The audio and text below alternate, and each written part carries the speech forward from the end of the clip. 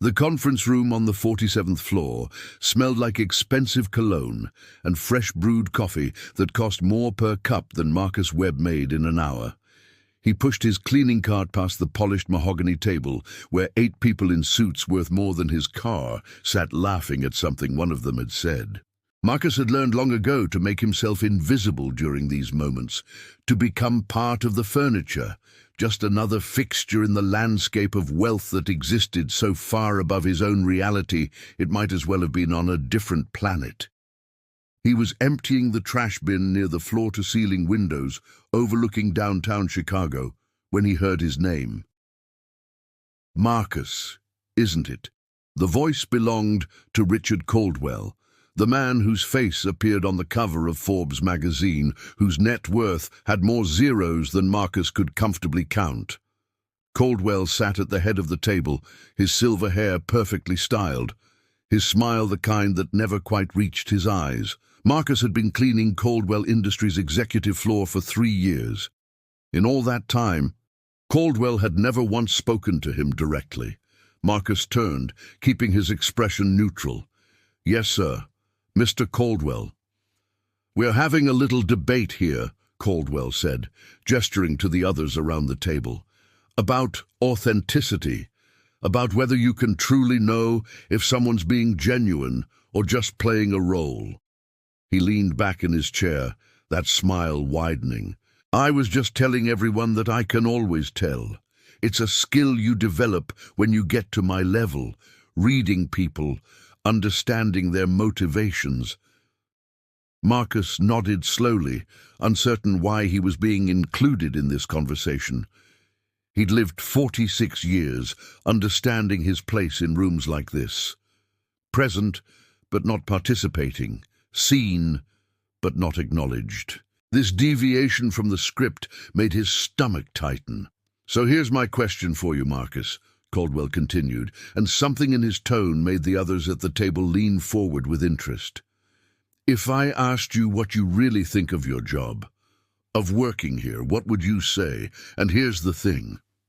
He paused for effect, his eyes glinting with amusement. "Speak from the heart and I'll believe you. But if you give me that corporate nonsense, that grateful for the opportunity script, I'll know you're lying." The room went quiet. Someone chuckled nervously. Marcus could feel the weight of their attention, could sense the game being played at his expense. This was entertainment for them. Let's see what the cleaning man says. Let's watch him squirm. Let's enjoy the spectacle of someone from the lower rungs trying to navigate a trap dressed up as a genuine question. Marcus set down the trash bag he'd been holding. He looked at Richard Caldwell, at the man who'd never once asked his name until today, who'd never noticed the surgical scar on Marcus's wrist from the carpal tunnel that came from 23 years of repetitive motion, who'd never seen the photograph Marcus kept in his wallet of a daughter who'd graduated from community college against impossible odds. When Marcus spoke, his voice was calm, measured, carrying a weight that seemed to change the air pressure in the room. "You want me to speak from the heart, Mr. Caldwell? All right.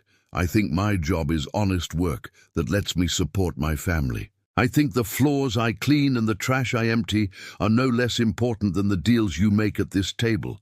I think dignity doesn't come from a title or a bank account. It comes from how you treat other people when no one's forcing you to be decent." He paused, his eyes never leaving Caldwell's. "And I think you asked me that question because you wanted to feel clever at my expense. But the truth is, you don't have the faintest idea what authenticity looks like because you've spent so many years buying everything that you've forgotten. Some things can't be purchased." The silence that followed was absolute. One of the executives made a small, startled sound. Another sat frozen with her coffee cup halfway to her lips. Caldwell's expression had gone blank, the practiced smile evaporating like morning mist.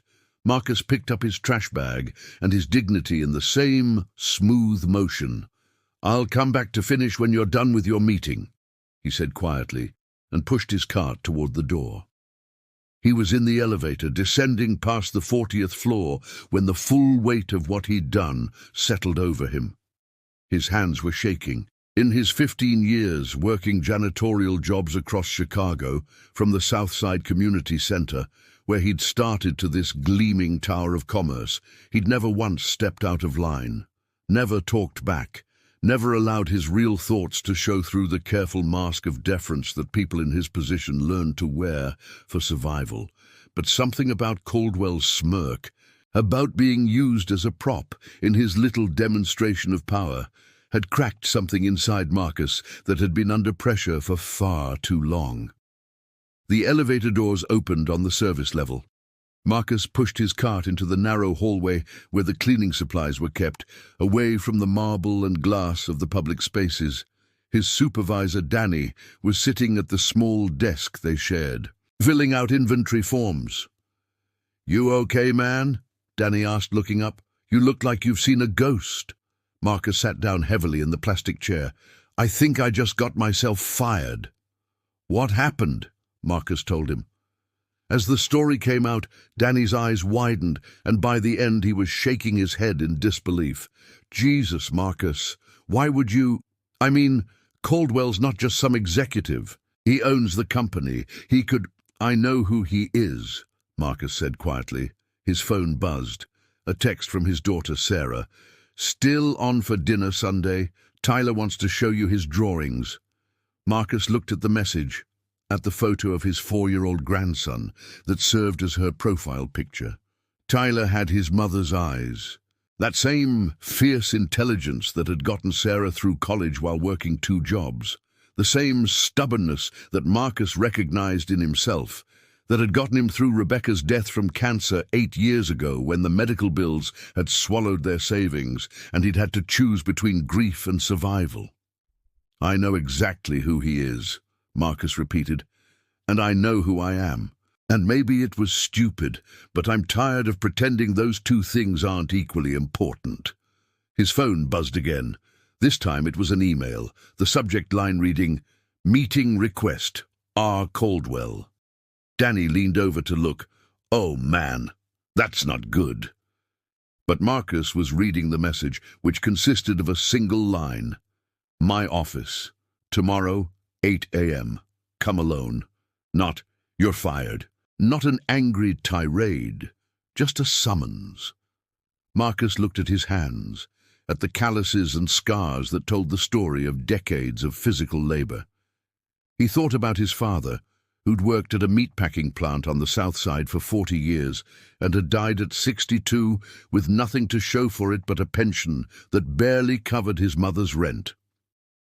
He thought about his brother Jerome, who'd taken a different path and ended up doing 8 years in Stateville for armed robbery, who now worked at a car wash and came to Marcus's apartment every Sunday to watch football and avoid talking about all the years they'd lost. He thought about the choices that had led him to this moment, the scholarship to Illinois State that had evaporated when his father had gotten sick his freshman year, the return to Chicago to help support the family, the series of jobs that had somehow never added up to the life he'd once imagined. He thought about Rebecca, who'd believed in him even when he'd stopped believing in himself, who'd told him the night before she died that being a good man was worth more than being a successful one. "You going to go?" Danny asked. Marcus looked up. "Yeah, I'm going to go. You want me there? As a witness or something?" "No." Marcus stood up, straightening his blue work shirt with the Caldwell Industries logo on the pocket. "This is something I need to do myself." That night, in his 1-bedroom apartment in Pilsen, Marcus couldn't sleep. He lay in the darkness, listening to the sounds of the city outside his window, the distant siren, the rumble of the L train, the bass from someone's car stereo thumping past. He thought about the meeting tomorrow, about what it might mean, about whether his moment of honesty would cost him everything. But underneath the anxiety was something else. Something he hadn't felt in years. A sense of having stood up straight, of having spoken true, of having refused to be diminished, even when the cost might be everything. At some point past midnight, he finally slept. And when he woke at 6:30 to the alarm, Marcus Webb, dressed for work the same way he always had, carefully, with quiet dignity, and headed downtown to face whatever Richard Caldwell had waiting for him. The security guard at the executive elevator looked surprised when Marcus arrived at 7:45, 15 minutes early for his 8 o'clock summons. "Mr. Webb," he said, checking his tablet. "Yes, you're cleared. 47th floor, Mr. Caldwell's private office, end of the hall, last door." Marcus had cleaned Richard Caldwell's office dozens of times, but always late at night, when the executive suites were empty, when he could work undisturbed among the artifacts of extreme wealth, the original Rothko on the wall, the desk made from reclaimed wood from a 19th century Chicago warehouse, the view that made the city look like a toy model of itself. He'd never been there during business hours, had never sat in one of the leather chairs that probably cost more than a month of his salary. Now, walking down that hallway in daylight, he felt the weight of his position in a different way. The morning sun streaming through the windows seemed to illuminate every difference between his world and this one. His worn work boots against the pristine carpet, his polyester shirt versus the tailored suits in the offices he passed, his presence here as supplicant rather than servant. Caldwell's assistant, a woman in her 30s with the kind of composure that comes from managing powerful people's chaos, looked up as he approached. "Mr. Webb, please go in. He's expecting you." Marcus knocked once, heard "Come in," and entered. Richard Caldwell sat behind his massive desk, but he wasn't alone. 2 other people occupied the room. A woman Marcus didn't recognize, professionally dressed with a tablet in her lap, and a man in his 60s wearing an expensive suit and an expression of carefully maintained neutrality. "Marcus, thank you for coming," Caldwell said, and his tone was different from yesterday. No amusement, no performance. "Please, sit down." Marcus sat in the chair, facing the desk, aware of the other 2, watching him with interest. His heart was hammering, but he kept his breathing steady, calling on the same discipline that had gotten him through Rebecca's final months, through the nights when grief had felt like it would swallow him whole. "These are my colleagues," Caldwell continued. "Jennifer Hartman from Human Resources and Robert Chen, my legal counsel." He paused. "I asked them to be here because I wanted witnesses to this conversation." Here it comes, Marcus thought. The formal termination, the legal protection against wrongful dismissal claims, the careful documentation of his insubordination. But Caldwell surprised him. "Yesterday, you said something that's been keeping me up at night. You said I don't know what authenticity looks like because I've spent so long buying everything that I've forgotten. Some things can't be purchased." Caldwell leaned forward slightly. "You were right." Marcus blinked. This wasn't the script he'd expected. "I grew up poor," Caldwell said quietly. "South Boston, single mother, 3 siblings. I know what it's like to not know if there'll be dinner, to wear shoes with holes, to have teachers assume you won't amount to anything. I built this company from nothing, started with a loan from my uncle and an idea about logistics software. But somewhere along the way, I became exactly the kind of person I used to resent."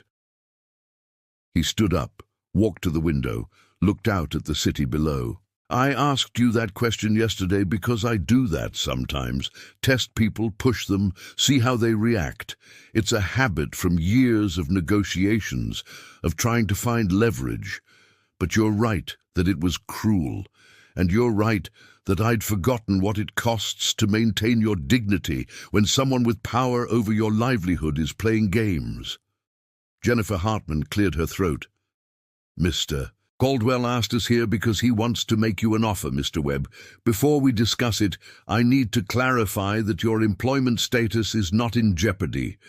What happened yesterday is not being treated as a disciplinary matter."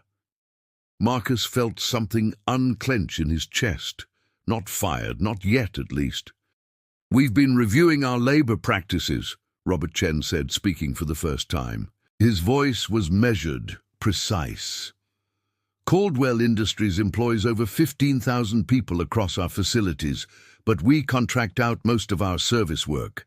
Janitorial, security, food service.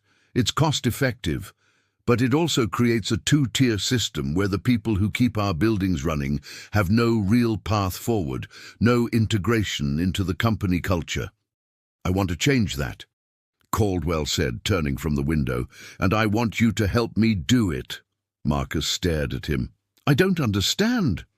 "I want to bring our service workers in-house, create actual career paths, benefits, training programs, but I need someone who understands what those jobs actually entail, who won't just design some policy that looks good on paper but doesn't work in practice." Caldwell sat back down. "I'm offering you a position as a consultant, 6-month contract, $50,000. Your job would be to help us redesign our entire approach to service work." The number hung in the air. $50,000 for 6 months. That was more than Marcus made in a full year. "Why me?" Marcus asked, his voice hoarse. "I'm not a consultant.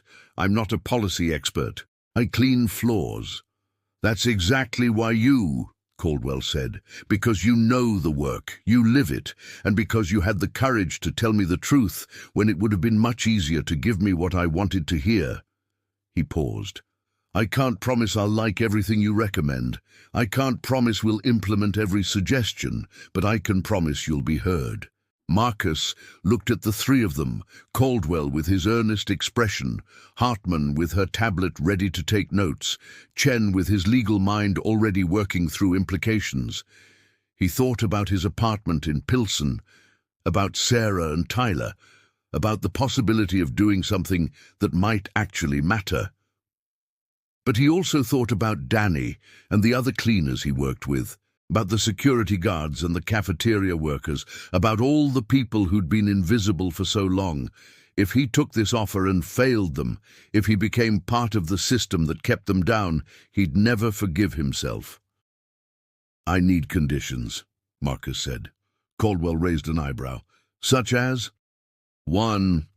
I stay working my regular shifts for the first month. I need to maintain my connection to the actual work, to the people doing it. 2. I want protection for my co-workers. No retaliation against anyone I talk to. No negative consequences for people who give honest feedback. 3. At the end of 6 months, you publish a report showing what you implemented and what you didn't, and why. Full transparency." Hartman was typing rapidly. Chen looked intrigued. Caldwell studied Marcus for a long moment. "Agreed," he finally said. "All 3 conditions. Anything else?" Marcus thought about it. "Yes. This can't be about PR. It can't be about making the company look good. It has to be about actually improving people's lives, because if it's just for show, if this is just another game, I'm not interested." "Fair enough," Caldwell said. He stood, extended his hand across the desk. "We have a deal." Marcus stood as well. He looked at Caldwell's outstretched hand, at this moment that could change everything or could change nothing, at the choice between safety and risk. He shook Caldwell's hand. "We have a deal." The next 3 weeks were a blur. Marcus continued his cleaning shifts, 5 p.m. to midnight, Monday through Friday, but now spent his mornings and early afternoons in meetings, interviews, and research. Hartman set him up with a small office on the 43rd floor, nothing fancy, but worlds away from the service level. He had a desk, a computer, access to company data he'd never known existed. He interviewed over 60 service workers across 3 Caldwell Industries facilities. He talked to night shift security guards who hadn't had a raise in 4 years, to cafeteria workers who were technically contracted through an outside company but had worked in the building for over a decade, to cleaning staff who couldn't afford the health insurance offered because the premiums were too high. The stories poured out once people realized he was one of them, that he hadn't forgotten where he came from. Maria in the mailroom, who was supporting 3 kids on $12 an hour. James, who worked security overnight and drove for Uber during the day to make rent. Linda, who'd been cleaning the same offices for 15 years and had never once been invited to the company holiday party that she had to clean up after. Marcus took notes, recorded interviews, compiled data. He worked with Chen's team to understand the legal implications, with Hartman to explore what benefit structures were possible, with the finance department to understand costs. At night, after his cleaning shift, he'd go home and work for another few hours, trying to turn all this information into something coherent, something that might actually create change, Sarah noticed. "Dad, you look exhausted," she said one Sunday when she brought Tyler over. "Are you taking care of yourself?" "I'm okay," Marcus said, though the circles under his eyes suggested otherwise. "This is important work, sweetheart."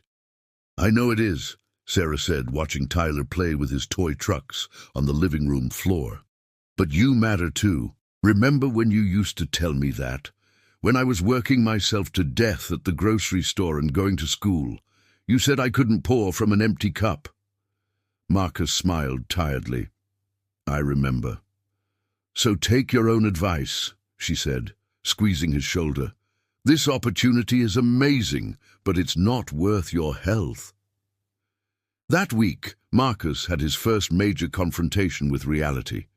He'd put together a preliminary proposal, bring all service workers in-house, create a clear wage structure with annual reviews, offer better health benefits, establish training programs that could lead to positions in other departments. The cost was substantial, roughly $15 million over 3 years. The meeting to present it included Caldwell, Hartman, Chen, and 3 members of the executive board. Marcus stood at the front of the conference room, the same conference room where this had all begun, and laid out his findings. "The bottom line," he concluded, "is that what we're doing now isn't sustainable. We have workers who qualify for food stamps despite working full-time for a billion-dollar company. We have people who can't afford to get sick because they have no paid leave. We have talented people with no path forward, no reason to invest in the company because the company doesn't invest in them. Fixing this isn't just the right thing to do. It's good business, lower turnover, higher morale, better productivity, but it requires real resources." One of the board members, a man named Harrison with white hair and a permanent expression of skepticism, spoke first. $15 million. That's a significant expense, Mr. Webb. How do you justify that to our shareholders? "I justify it by asking what kind of company we want to be," Marcus said. "One that extracts maximum value from its workers while giving minimum return, or one that understands its success is built on the people who make it run." "That's very idealistic," Harrison said, his tone suggesting this wasn't a compliment. "But in the real world, companies have to make hard choices about where to allocate resources." Marcus felt his jaw tighten. "In the real world, Mr. Harrison, people have to make hard choices about whether to pay for groceries or medicine, about whether to call in sick and lose a day's pay, or come to work with the flu and hope they don't get worse, about whether to stay in a job that treats them as disposable because at least it's something. I've lived in that real world my entire life. The question isn't whether we can afford to do this, it's whether we can afford not to." The room was quiet. Caldwell was watching Marcus with an unreadable expression. Finally, he spoke. "Harrison, you raise valid concerns about shareholder value, but I think Marcus is right that this is about what kind of company we want to be." He looked around the table. "I started this company 30 years ago with nothing but an idea and a belief that if you work hard and treat people fairly, you can build something that lasts." Somewhere along the way, we lost sight of that second part. I'm not saying we implement every recommendation exactly as proposed, but I am saying we take this seriously. We work with Marcus to find a version of this that's sustainable and makes a real difference. Another board member, a woman named Phillips, leaned forward. I'm inclined to agree, but I want to see more data. Implementation timelines, cost-benefit analysis, projected impact on retention and productivity. Can you provide that, Mr. Webb? Marcus nodded. Yes, give me 2 weeks. As the meeting dispersed, Caldwell pulled Marcus aside. You did good in there. Standing up to Harrison isn't easy. He's been on this board since before I was CEO. But here's what you need to understand. Good intentions don't survive without practical plans. The next 2 weeks are crucial. You need to show them this isn't just morally right. You need to show them it works. Marcus went home that night, feeling the weight of responsibility settle heavier on his shoulders. This wasn't just about him anymore. It was about Maria and James and Linda and every other person who'd trusted him with their stories, who'd hoped that maybe, finally, someone would listen. He worked 18-hour days for the next 2 weeks. Sarah brought him meals because she worried he'd forget to eat. Danny covered some of his cleaning shifts when Marcus was too exhausted to do both. Chen's team helped him understand the legal frameworks. Hartman connected him with HR specialists at other companies who'd done similar transitions, and slowly, painfully, a real plan took shape. Not perfect, not everything Marcus wanted, but real, achievable. A path forward that might actually change lives.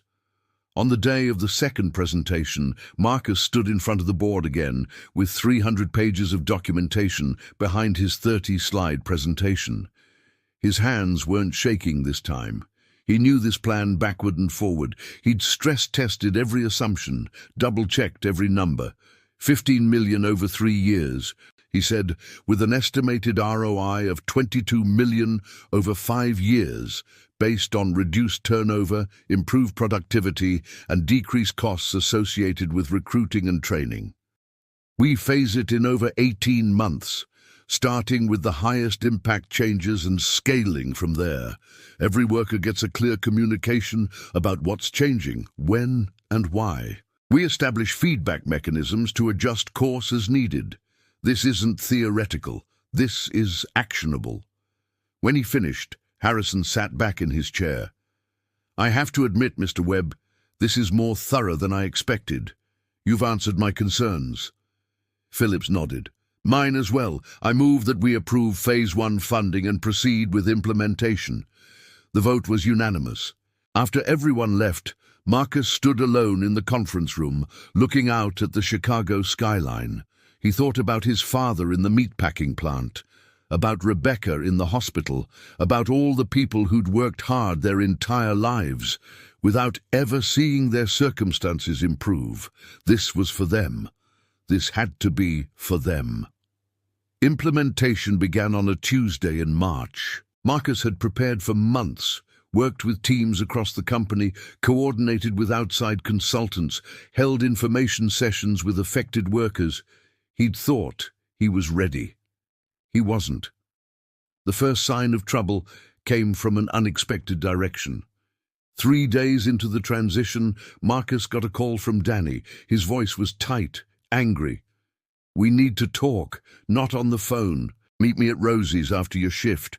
Rosie's Diner was a South Side institution, a place where cops and factory workers and nurses getting off night shifts all crowded into worn vinyl booths for eggs and coffee. Marcus and Danny had been meeting there for years after their shifts, but Danny's tone made it clear this wasn't a social call. Marcus arrived just before 1 a.m. Danny was already there, sitting in their usual booth near the back, his expression grim. 3 other cleaners from the Caldwell building sat with him, Teresa, James, and Marcus's co-worker of 7 years, Paul. What's going on? Marcus asked, sliding into the booth. You tell us, Teresa said. She was a woman in her 50s who'd raised 4 kids while working night shifts for the past 23 years. Marcus had known her almost as long as he'd known Danny. You tell us why half the people on my crew got letters saying their hours are being cut. Marcus felt his stomach drop. What? That wasn't part of the plan. Well, it's happening, Paul said. He pulled a letter from his jacket, pushed it across the table. It was on Caldwell Industries letterhead, signed by someone in operations Marcus had never heard of. The language was bureaucratic, but the message was clear. Due to restructuring and optimization, several workers were being moved from full-time to part-time status. How many people got these? Marcus asked, his mind racing. 8 that I know of, Danny said. Maybe more. And before you ask, yeah, they're all people you interviewed. People who talked to you about what needed to change. Jesus! Marcus ran his hand over his face. This is retaliation. It has to be. Someone's trying to punish people for speaking up. Or maybe, Teresa said, her voice hard, someone realized they could save money by cutting hours instead of actually paying for better benefits. Call it restructuring, make it look legitimate, and suddenly that 15 million price tag gets a lot smaller. No, Marcus said firmly. That's not what this is. That's not what Caldwell agreed to. Then what is it? James asked. He was younger, mid-30s, had 2 kids. Because from where I'm sitting, you took your consultant money and your nice office and forgot about the rest of us. The accusation hit harder than any physical blow. Marcus looked at James, at Danny, at Teresa and Paul. These were his people. He'd worked alongside them for years. The idea that they thought he'd sold them out made him feel sick. Listen to me, Marcus said, keeping his voice level despite the anger building in his chest. I didn't know about this. It wasn't authorized by anyone I've been working with. But I promise you, I'm going to find out what happened and I'm going to fix it. How? Teresa asked. You going to go talk to Caldwell? Ask him nicely to reverse it? Because I'm sure that'll work out great for everyone.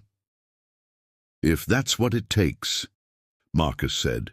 He looked at each of them in turn. I know you have no reason to trust me right now. I know this looks bad. But I didn't come this far, work this hard, to let someone undermine everything we're trying to do. Give me 48 hours. If I haven't sorted this out by then, if people's hours aren't restored, I'll resign from the consulting position. I'll make it public why. I'll make sure everyone knows exactly what happened. Danny studied him for a long moment. You're serious? Dead serious. All right, Danny said finally. 48 hours. But Marcus, be careful. You start making waves about this, you might find out that nice office and that consulting fee come with strings attached. Marcus didn't sleep that night. He spent the early morning hours going through every document, every email, every plan related to the implementation. There was nothing about reducing hours, nothing that would have triggered this kind of decision, which meant someone had made a choice that contradicted the entire purpose of what they were trying to achieve. At 7 a.m., he was standing outside Jennifer Hartman's office when she arrived. Marcus, she said, surprised, I didn't expect, is everything okay? No, we need to talk, now. In her office, Marcus laid out what he'd learned. Hartman's expression shifted from surprise to confusion to anger as he explained. This shouldn't have happened, she said, already pulling up files on her computer. I approved the implementation plans myself. There was nothing about reducing anyone's hours, quite the opposite. She clicked through screens, her brow furrowed. These letters were issued by Gerald Mason in operations. He's not even part of the transition team.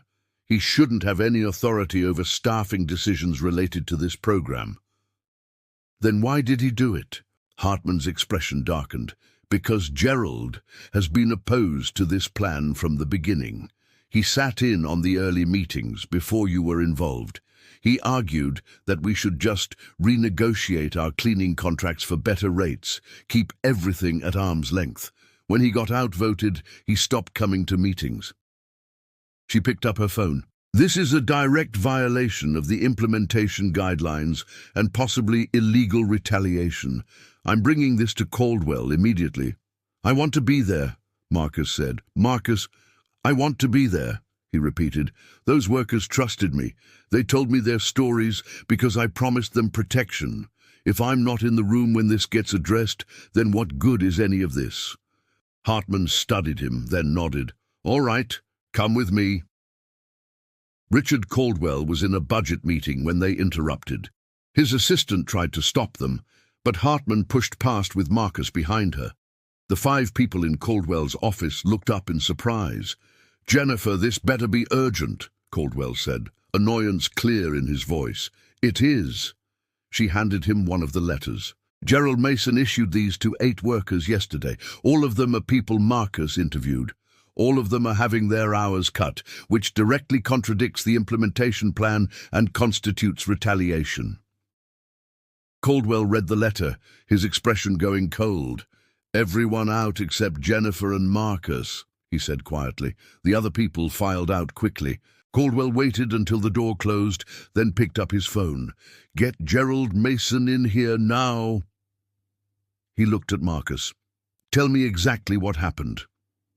Marcus explained, the call from Danny, the meeting at the diner, the fear and anger on his co-workers' faces.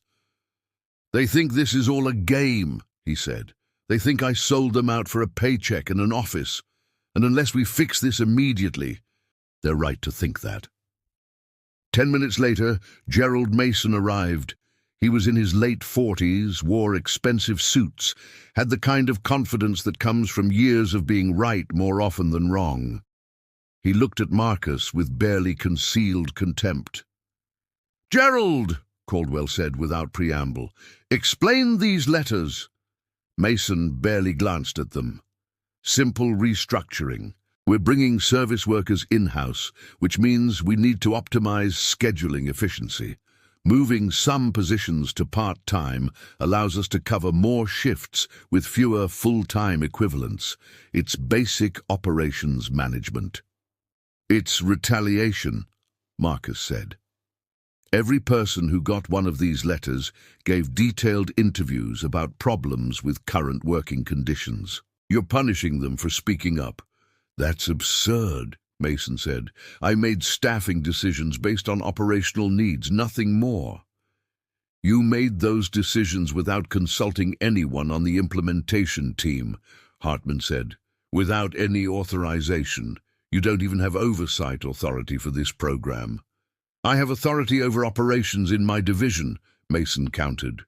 These workers are being integrated into my division, which means I have every right to structure their employment as I see fit.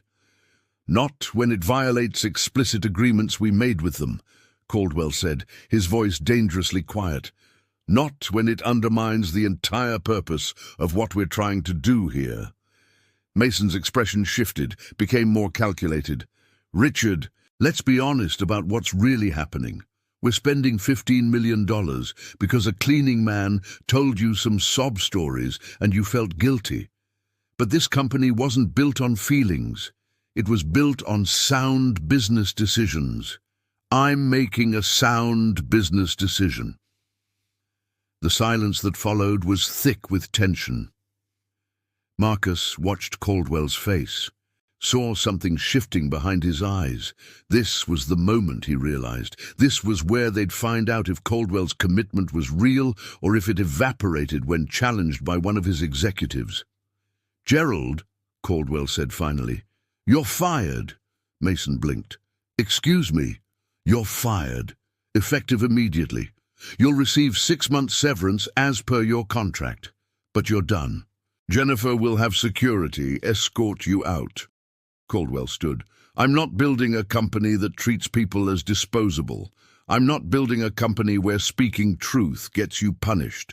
If you can't understand that, if you think this is about sob stories and guilt, then you don't belong here. Mason's face went red. You're going to regret this. The board approved this program unanimously. They'll support this decision. Caldwell's voice was flat, final. Goodbye, Gerald. After Mason left, escorted by security, still sputtering threats about lawyers, Caldwell sat back down heavily. He looked at Marcus. Every one of those workers gets their hours restored.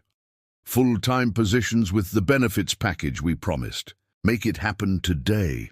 Yes, sir. And Marcus? Caldwell paused.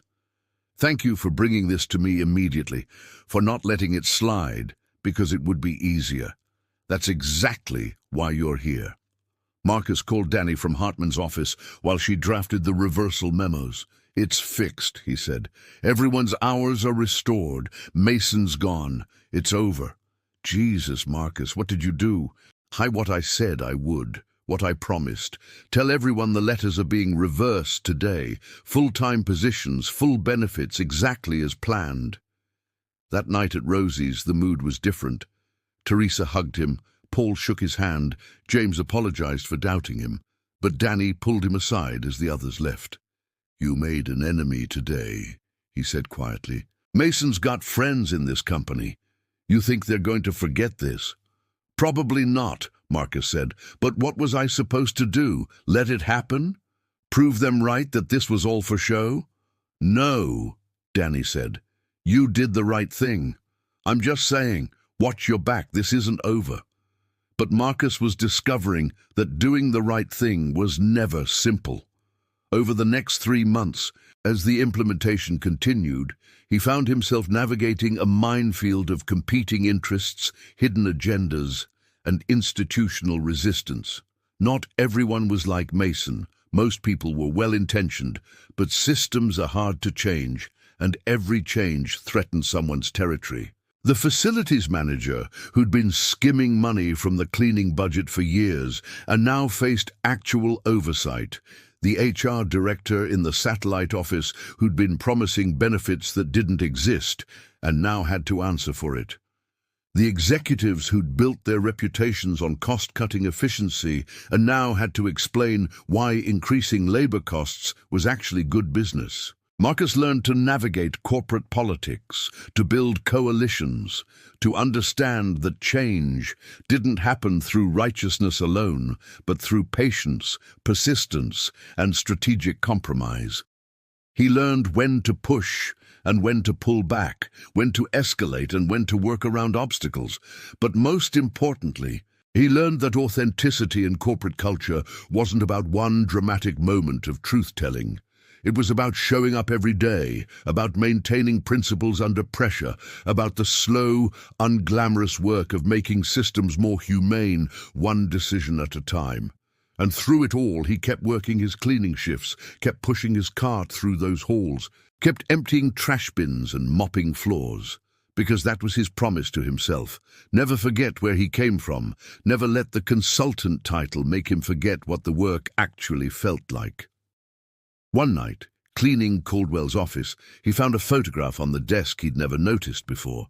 It showed a young Richard Caldwell in jeans and a t-shirt, standing in front of a tiny storefront office, grinning at the camera with the kind of optimism that comes from believing the future is limitless.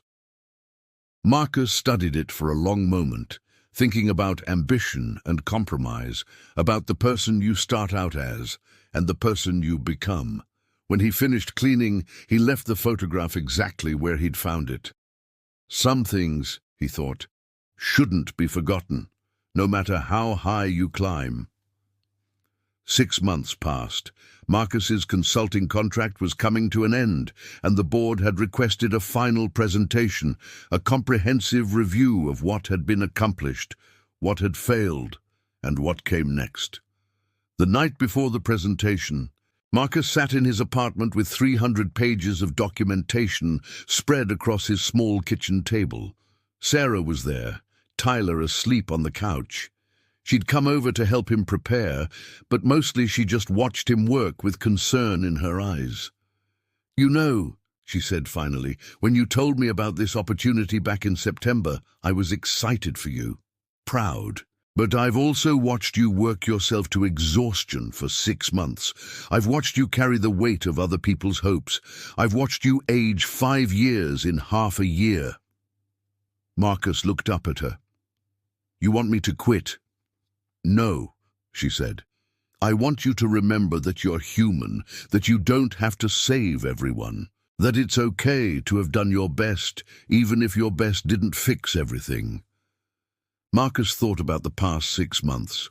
They'd brought 237 workers in-house, established a wage structure that guaranteed a living wage, implemented a benefits package that included health insurance, paid sick leave, and retirement matching. They'd created training programs that had already seen 8 workers move into positions in other departments. They'd established regular feedback mechanisms, advocacy protocols, and transparent communication channels. But they hadn't fixed everything. 30 workers had been let go because their positions were redundant when they consolidated functions. The health insurance premiums, while better than before, were still a struggle for many families. The wage increases, while significant, didn't go as far as they'd hoped in a city as expensive as Chicago. And there was still resistance. Still people who saw the program as expensive idealism that would eventually have to be scaled back. "You know what the hardest part has been?" Marcus said. "Not the work, not the politics. It's the hope. People hoping that this time would be different, that someone would actually follow through, and knowing that even with everything we've done, it's still not enough for some people, that we're still asking them to compromise, to accept less than they deserve." "But it's more than they had before," Sarah said gently. "And it's a foundation to build on. You can't measure the value of this work just by what's left undone. You have to measure it by what's changed." The next morning, Marcus stood once again in the executive conference room, the same room where Richard Caldwell had asked him that question 6 months ago. The same windows, the same table, the same view of Chicago spreading out below. But everything else had changed. The board was there, all 8 members. Caldwell sat at the head of the table, his expression neutral. Hartman and Chen flanked him, along with several other executives who'd been integral to the implementation. And at Marcus's request, 3 workers were present: Danny, Teresa, and Maria from the mailroom. "Their voices matter," Marcus had told Caldwell when he'd insisted on their presence. "This is about them. They should be here." Marcus began his presentation not with statistics, but with a story. "6 months ago, I was emptying a trash can when Richard Caldwell asked me a question. He probably doesn't remember the exact words, but I do, because they changed my life. He asked me to speak from the heart, and when I did, it started something neither of us expected." He paused. "This report is about what happened next, but it's also about what that moment represented, the distance between what we say we value and how we actually behave when no one's watching." He walked them through the numbers. The 237 workers brought in-house, the benefits implemented, the training programs launched, the cost of $15 million over 3 years tracking slightly under budget. He showed retention data. Turnover in service positions had dropped by 43%. Productivity metrics were up. Employee satisfaction scores had improved significantly. "But numbers only tell part of the story," Marcus continued. "The real story is about Maria." He nodded toward her. "Maria, would you share what you told me last week?"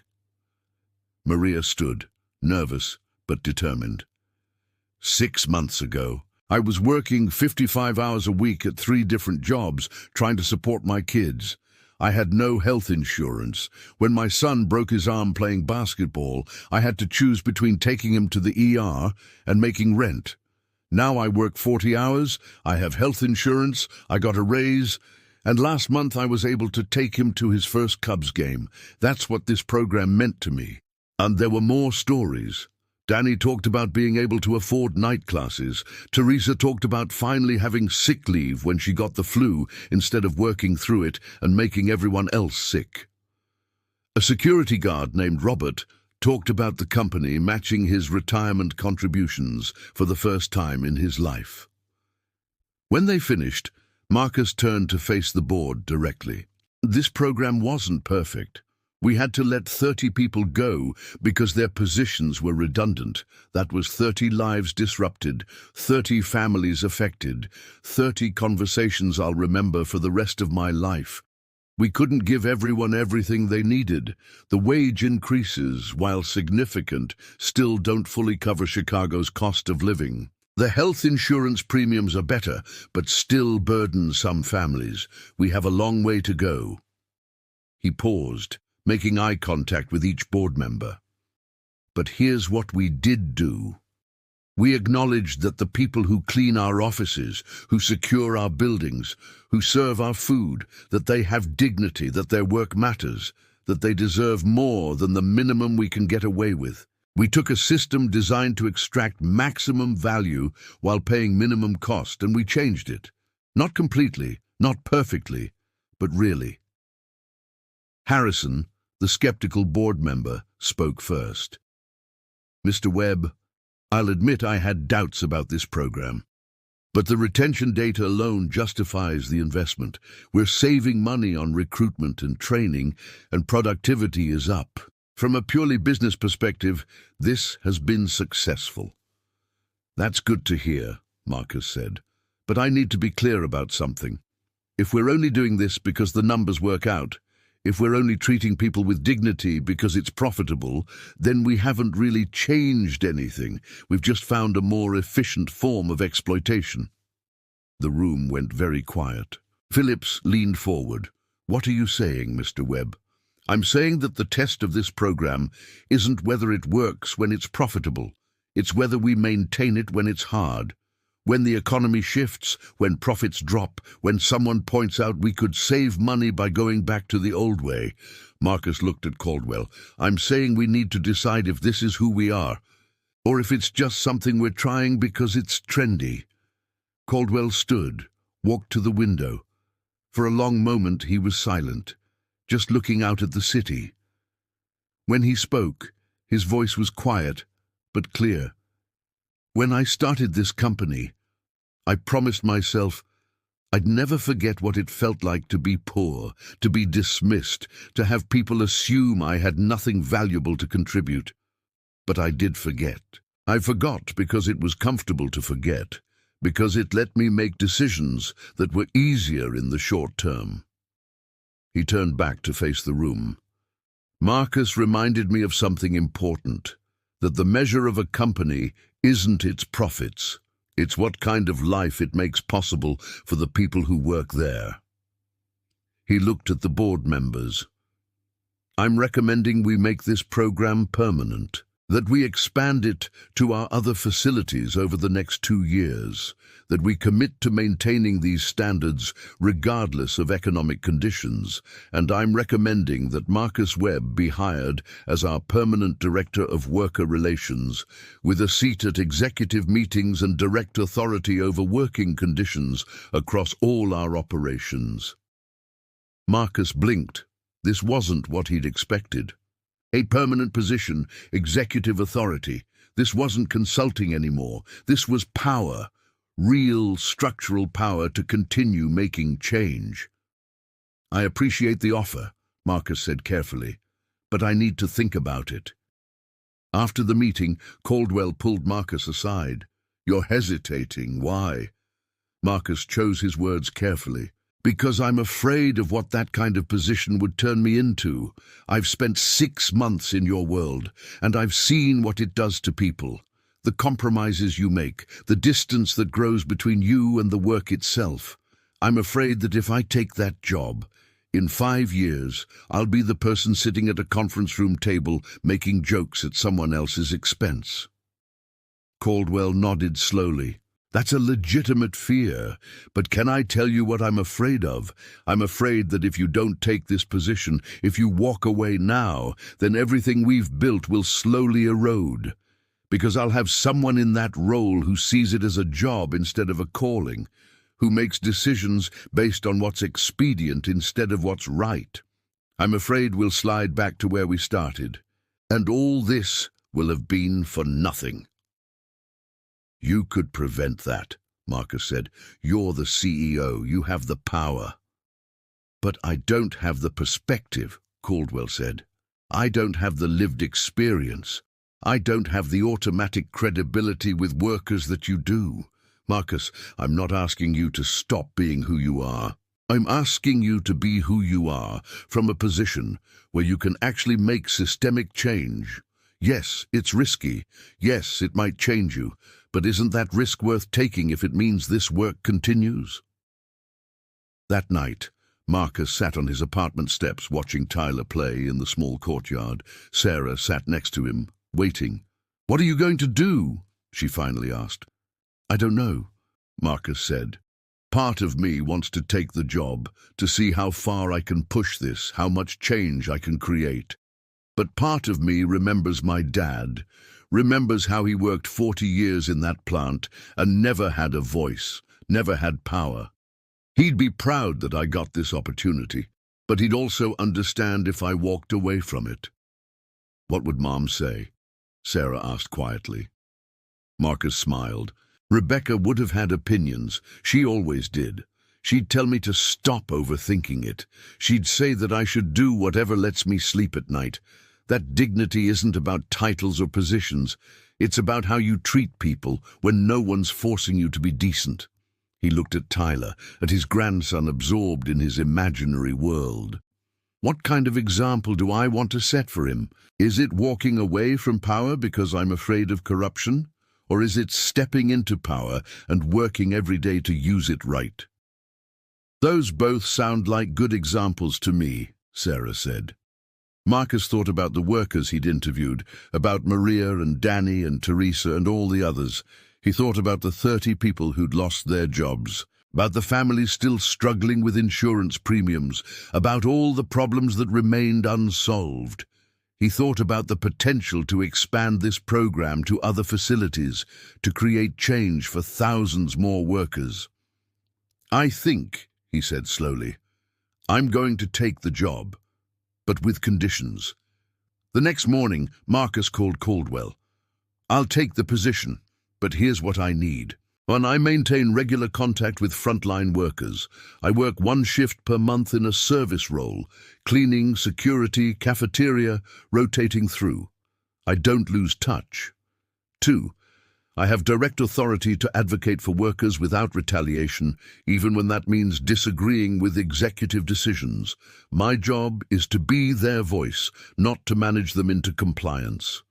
3, we establish an independent worker council with real power to review policies and make recommendations. My job isn't to be the sole voice for workers. It's to create systems where they have their own voices." "Agreed," Caldwell said. "All 3 conditions." "One more thing," Marcus said. "I want a raise for Danny. He's been covering my shifts, mentoring new workers, doing the actual work of keeping the transition smooth. He deserves recognition for that, and I want it to come from you directly, not from me using my new position." Caldwell chuckled. "You don't waste any time, do you?" "Can't afford to," Marcus said. "People's lives are on the line." The transition took 3 weeks. Marcus kept his apartment in Pilsen. He wasn't interested in moving to a fancier neighborhood. He kept his old car, his routines, his Sunday dinners with Sarah and Tyler. What changed was his work. He had an office on the executive floor now, a budget, a small team. He had authority to review policies, to challenge decisions, to advocate for changes. He attended executive meetings where he was often the only voice arguing for worker interests over cost efficiency. It wasn't always comfortable. He had heated disagreements with other executives. He pushed back on proposals that would have saved money but hurt workers. He learned to pick his battles, to know when to compromise and when to stand firm. But he also saw change happen in real time. A sick leave policy expanded, a wage floor raised, a harassment complaint process overhauled, small victories that added up to lives improved. One day, 3 months into his new role, Marcus was working his monthly service shift, this time in the cafeteria. He was restocking the salad bar when he overheard 2 junior executives talking at a nearby table. "Did you see the new hire in accounting?" She worked in the mailroom for 6 months, then did the internal training program, first person to make that jump. That's that program Webb started, right? The one everyone thought was a waste of money? Yeah, turns out it works. Who knew treating people decently could actually be good business? Marcus smiled to himself, continuing his work. That was the thing about systemic change. When it worked, it eventually stopped being remarkable. It just became how things were done. 6 months after taking the permanent position, Marcus got a call from a reporter at the Chicago Tribune. They were doing a feature on corporate labor practices, and they wanted to interview him. "I'm not interested in being the story," Marcus told them. "If you want to write about this, write about the workers whose lives improved. Write about Maria, about Danny, about Teresa. Write about the systems, not the people who implemented them." But the reporter persisted, and eventually Marcus agreed to a short interview. The article came out 2 weeks later, titled "From Janitor to Executive: How One Man's Honesty Changed a Corporation." Marcus hated it. It made him seem like a hero, like he'd single-handedly transformed everything. It ignored all the other people who'd done the actual work, who'd fought for changes, who'd compromised and struggled and persisted. But then he started getting emails from workers at other companies who wanted to know how to start similar programs, from activists who wanted to use Caldwell Industries as a case study, from executives at other corporations asking for advice. "You've become a symbol," Sarah told him, "whether you wanted to or not." "I don't want to be a symbol," Marcus said. "I just want to do the work." "Then do both," she said. "Be a symbol and do the work. Use the attention to make change happen at more places." So Marcus started speaking at conferences, consulting with other companies, sharing the lessons learned. He hated public speaking, always felt awkward, always worried he'd say the wrong thing. But if it meant more workers got better conditions, more companies reconsidered their labor practices, then it was worth being uncomfortable. A year after the original conversation in that conference room, Richard Caldwell announced his retirement. In his final address to the board, he said something Marcus never forgot. "The greatest thing I've built isn't this company. It's not the products we've created or the profits we've generated. It's the example of what a company can be when it remembers that profits are made by people, and people have dignity that can't be compromised for convenience." Marcus Webb taught me that. And if I've learned anything in my last year as CEO, it's that authenticity isn't about speaking from the heart once. It's about living from the heart every day, even when it's hard, especially when it's hard. That night, Marcus stood at his apartment window, looking out at Chicago. He thought about the journey from that conference room to this moment. About dignity and compromise, about principles and pragmatism, about the distance between who we say we are and who we actually become. His phone buzzed, a text from Tyler, sent by Sarah from the kids' account. "Grandpa, can I visit your work tomorrow? I want to see your office." Marcus smiled, typing back, "Of course, but I have a better idea. Come see me doing my service shift. I'm working security tomorrow morning. You can learn about the real, important work." He sent the message and looked back out at the city. Somewhere out there were people working night shifts, pushing cleaning carts, securing buildings, doing the invisible labor that kept everything running. People who deserved dignity, respect, fair wages, and the chance to be heard. Marcus Webb had started as one of them. In many ways, he still was, and that, he thought, was exactly how it should be. Because the moment he forgot where he came from, the moment he lost touch with the reality of that work, he'd lose the only thing that made any of this matter: his authenticity, his integrity, his humanity. In the end, those were the only things worth preserving. The only things that couldn't be bought, no matter how high you climbed. Marcus turned off the lights and went to bed. Tomorrow was another day of work, Another chance to make things a little better, another opportunity to prove that dignity wasn't negotiable. And that was enough. It had to be enough, because some things, some truths, were worth fighting for every single day, in every small decision, in every quiet moment when no one was watching. That was what speaking from the heart really meant. Not one dramatic moment, but a lifetime of small, consistent choices to see people as people and to treat them accordingly. That was the work. That had always been the work. And Marcus Webb was just getting started.